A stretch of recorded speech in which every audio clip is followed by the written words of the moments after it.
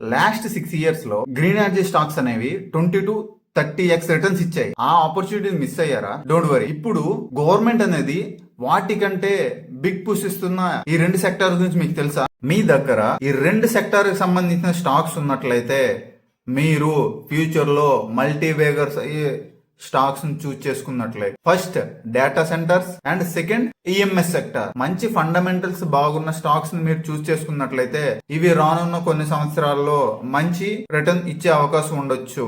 ఎందుకు అంటే ఏ ఒక్క సెక్టార్ లో అయినా సరే గవర్నమెంట్ ఏ సెక్టార్ కి అయితే పుష్ ఇస్తా ఉంటుందో ఆ సెక్టార్ లో మల్టీ బ్యాగర్స్ తయారవుతాయి. ఇంతకు ముందు 5-6 సంవత్సరాల ముందు గ్రీన్ ఎనర్జీ రిలేటెడ్ పుష్ ఇచ్చింది.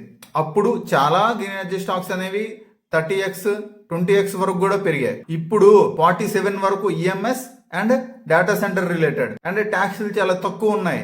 కాబట్టి గవర్నమెంట్ పుష్ అనేది ఉంది కాబట్టి సెక్టార్ కి సంబంధించిన ప్రొడక్ట్స్ అందిస్తున్న ఏ కంపెనీస్ అయినా సరే మల్టీ బ్యాగర్స్ అయ్యే అవకాశం ఉంటది. అండ్ ఈ సెక్టార్ కి సంబంధించిన ఏ స్టాక్స్ మీ పోర్ట్ఫోలియోలో ఉన్నాయో ఒకసారి కామెంట్ చేయండి. మన యూట్యూబ్ ఛానల్లో ఒక మంచి 18 సిరీస్ స్టాక్స్ లో ఆల్రెడీ 9 స్టాక్స్ గురించి చెప్పాను. మంచి స్టాక్స్ అనాలిసిస్ చేసి పెట్టాను.